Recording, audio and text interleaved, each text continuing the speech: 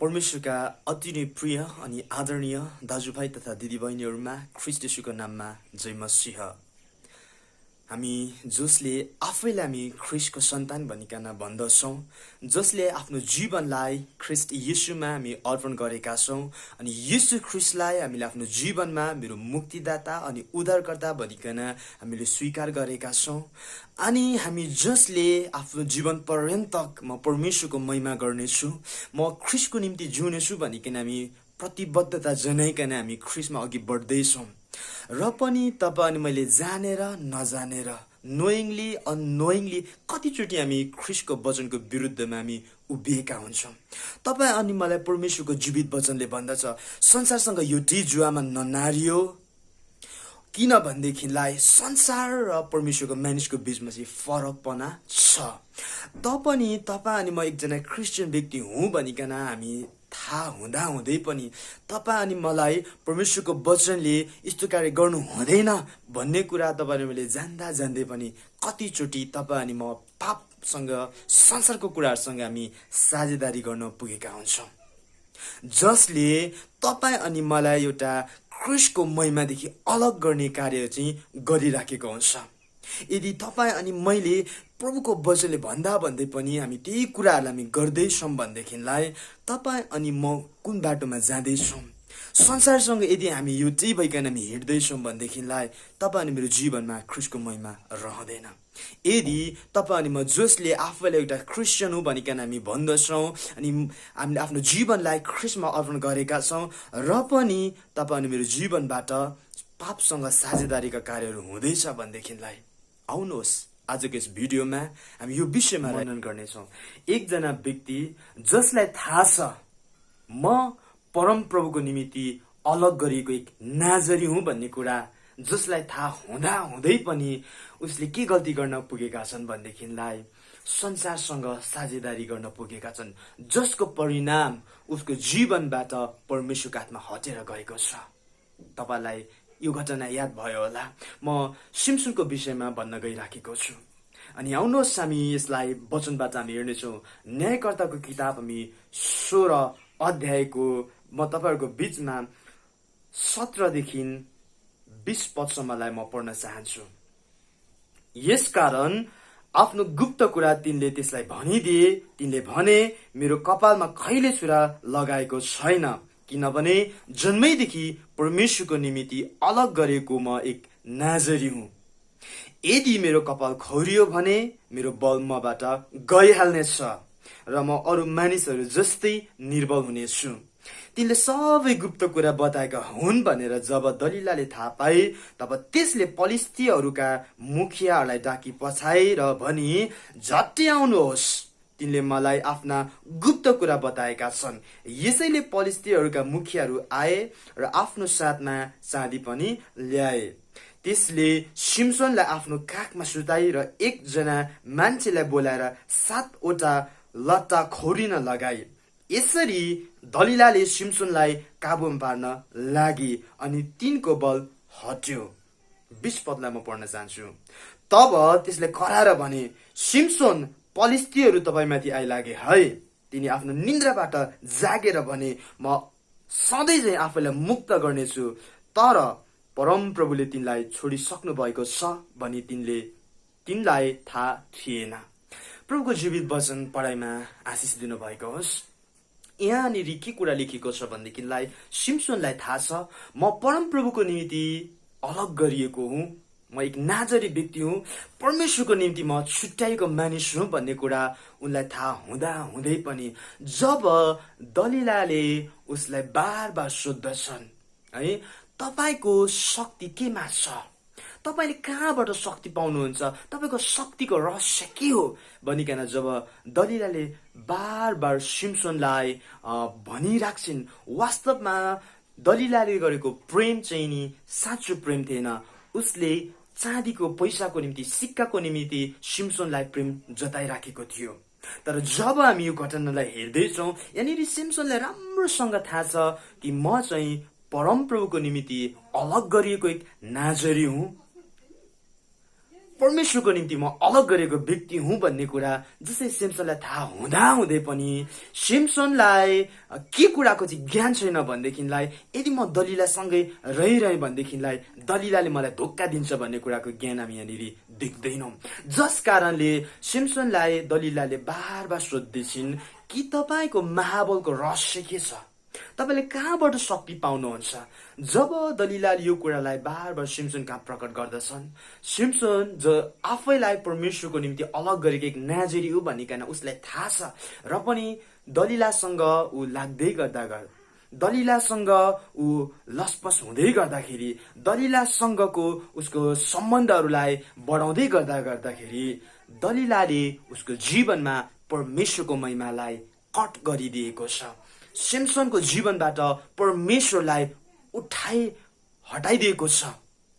हामी यहाँनिर के कुरालाई हेर्न गइराखेका छौँ भनेदेखिलाई तपाईँ अनि म आजको दिनमा जो हामी क्रिस्चियन हुँ भनिकन हामी छाती चौडा गरिकन हामी भन्छौँ होला, म ख्रिस्टको रगतले किनेको हुँ, यीशु ख्रिस्ट मेरो निम्ति स्वर्गलाई छोडिकन क्रुसमा गई मर्नुभयो, मलाई संसारमाथि विजय दिनुभएको छ भनिकन तपाईँ म गर्वको साथ हामी भन्छौँ होला। होशियार हुनुहोस्, सिम्सनलाई पनि यो कुरा थाहा थियो म परमप्रभुको निम्ति अलग गरेको एक नाजरी हुँ भन्ने कुरा। जसरी तपाईँ अनि मलाई थाहा छ म अनि तपाईँ हामी जो ख्रिस्टका रगतले किनेका छौँ, हामी एक इसाई हौँ भन्ने कुरा, हामी एकजना परमेश्वरका चेला हौँ भन्ने कुरा हामीलाई थाहा छ।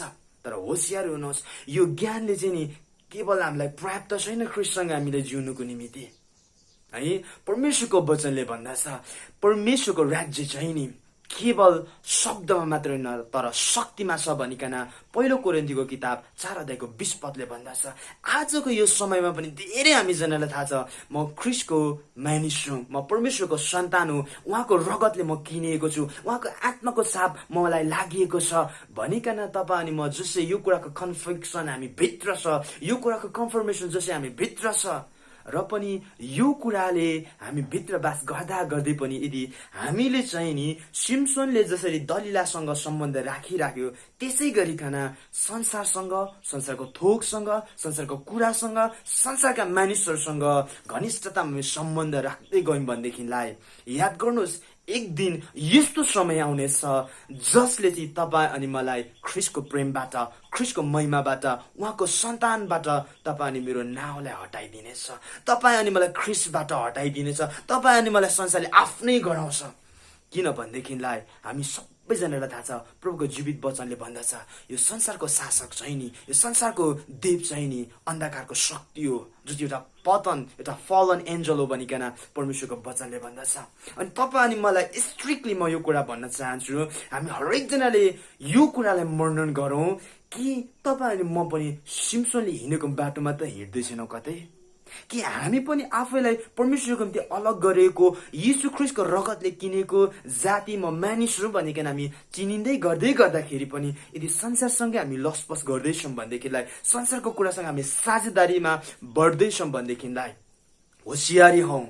किन भनेदेखिलाई संसारले तपाईँ अनि मलाई ख्रिस्टबाट, ख्रिस्टको प्रेमबाट, उहाँको सन्तानबाट हुनुबाट तपाईँ अनि मलाई रोक्दछ, तपाईँ अनि मेरो जीवनमा परमेश्वरको उपस्थितिलाई हटाइदिन्छ अनि तपाईँ अनि मेरो जीवनलाई बदतर बनाइदिन्छ। केवल तपाईँ अनि म ख्रिस्टको रगतले किनेको छु, म एक इसाई भनिकन चिनिनुमा, एकजना आफ्नो पहिचानलाई भेट्टाउनुमा हामीहरूको रहस्य लुकेको छैन, यतिमा हामीको जीवन सार्थक बनेको छैन।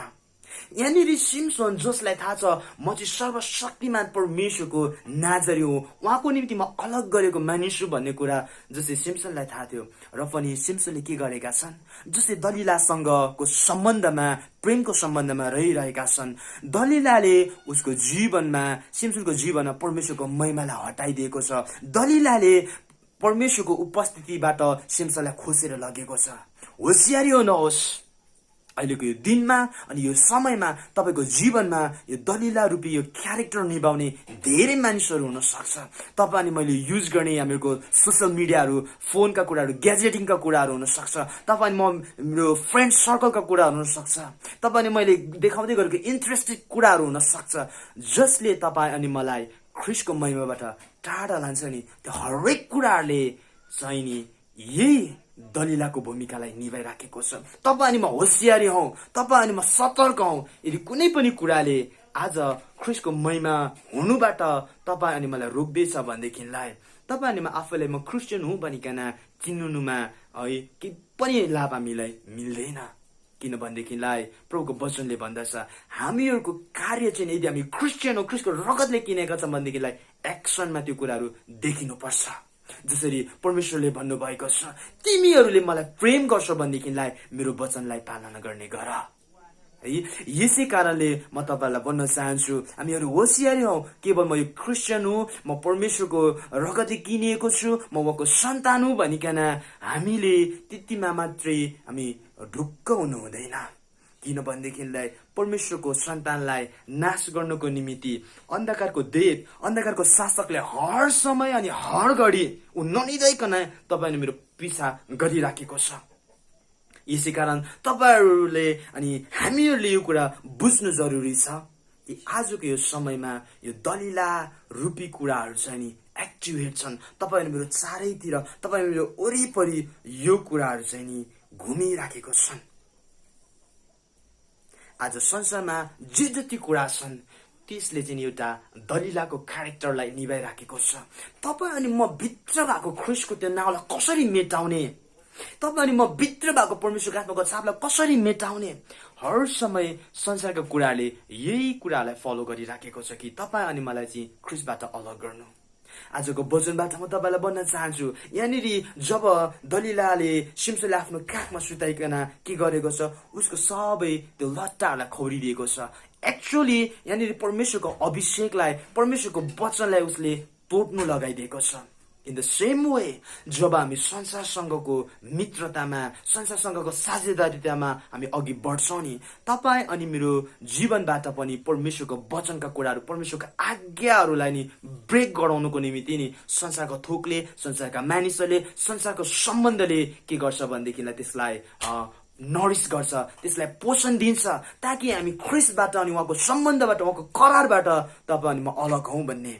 यो चाहिँ कसको भूमिका हो भनेदेखिलाई दलिलाको भूमिका हो। दलिलाको पछि को उभिएको छ भनेदेखिलाई एउटा इभिल स्पिरिट जसले चाहिँ तपाईँ अनि मलाई ख्रिस्टको स्वरूपमा बनिएको देख्न चाहँदैन, तपाईँ अनि मलाई ख्रिस्टमा एक हुनु मन पराउँदैन। तर होसियारी हौ, यदि तपाईँ अनि मेरो जीवनमा पनि आज म क्रिस्चियन हुँ भनिकन हामीलाई थाहा छ र पनि हामी संसारसँग लसपस गर्दैछौँ भनेदेखिलाई, संसारको जस्तै दिनचर्या हामी बिताउँदैछौँ भनेदेखिलाई यस कुराले तपाईँ अनि मलाई एउटा यस्तो बिन्दुमा लगेर छोडिदिन्छ जसरी यहाँनिर दलिलाले परमेश्वरको अभिषेकलाई सिम्सनको जीवनबाट हटाइदिएको छ, त्यसको बादमा पलिस्तीहरूको हातमा सुम्पिदिएको छ। त्यसै गरिकन आज यो दलिला रूपी कुराहरू तपाईँ अनि मेरो जीवनमा यो क्यारेक्टरलाई निभाउने, सायद यो सोसल मिडियाको कुरा, चाहे हाम्रो फ्रेन्ड सर्कलभित्र होस्, चाहे हाम्रो रिलेसनसिपका कुराहरू होस्, जुन कुराले पनि नि यदि तपाईँ अनि मलाई ख्रिस्टबाट अलग गर्दैछ भनेदेखिलाई याद गर्नुहोस् यो चाहिँ दलिलाको स्पिरिट हो। यसले चाहिँ तपाईँ मेरो जीवनलाई बदतर बनाइकन मृत्युको निमित्त सिम्सनलाई पलिस्तीको हातमा सुम्पे चाहिँ यसले चाहिँ हामीलाई अन्धकारको हातमा सुम्पिदिन्छ। अनि परमेश्वरको वचनमा हामीले यो कुरालाई निहालेर हेर्दै गर्दाखेरि, घुरेर हामीले हेर्दै गर्दाखेरि नि हामी होसियारी हुनु जरुरी छ। केवल म ख्रिस्टको रगतले किनेको छ, आमेन, प्रेज द लर्ड। ख्रिस्टको रगतले किनिनु अति नै महत्त्वपूर्ण छ। तपाईँ अनि ममा नयाँ जन्म भएको छ, हालेलुया, प्रेज द लर्ड। यदि तपाईँ अनि मैले यो कुरा हुँदा हुँदै पनि संसारसँग लसपसमा हामी छौँ भनेदेखिलाई, दलिलाको काखमा हामी सुत्यौँ भनेदेखिलाई, संसारको रमाइलो मजा, आँखाको रमझममा संसारको चारैतिर हेर्ने रङ्गीचङ्गी हामी फस्दैछौँ भनेदेखिलाई यो चाहिँ दलिलाको काख हो जसले तपाईँ अनि मलाई, तपाईँ अनि मेरो जीवनबाट परमेश्वरको महिमालाई उडाइ लैजान्छ। तपाईँ अनि मलाई ख्रिस्टसँगको रिलेसनसिपलाई कट गरिदिन्छ। यसले तपाईँ अनि मेरो जीवनमा चाहिँ नि डिस्ट्रक्सनलाई ल्याइदिन्छ अनि तपाईँ अनि मलाई मृत्युको निमित्त छोडिदिन्छ। यहाँनिर हामी देख्न सक्छौँ दलिलाले सिम्सनलाई मिठो मिठो कुरा गरेर आफ्नो बातमा फिस्लाएको छ, आफ्नो काखमा उसले खेलाएको छ।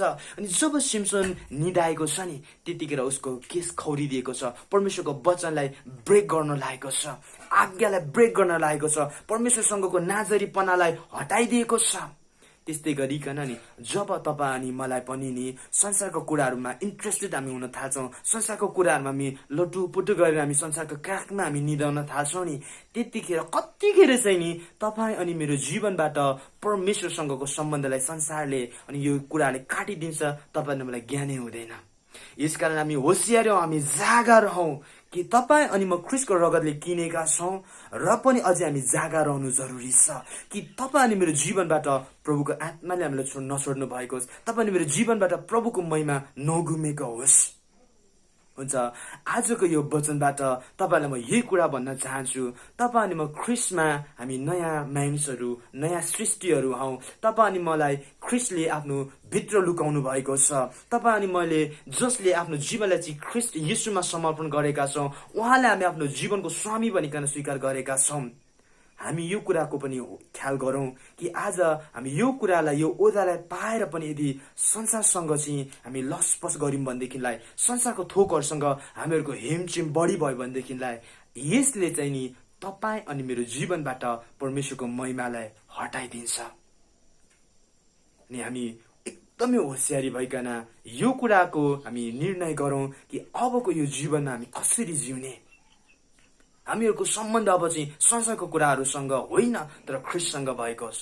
सबैजनालाई परमेश्वरले प्रशस्ति गरिकन आशिष दिनुभएको होस्। God bless you. जय मसीह।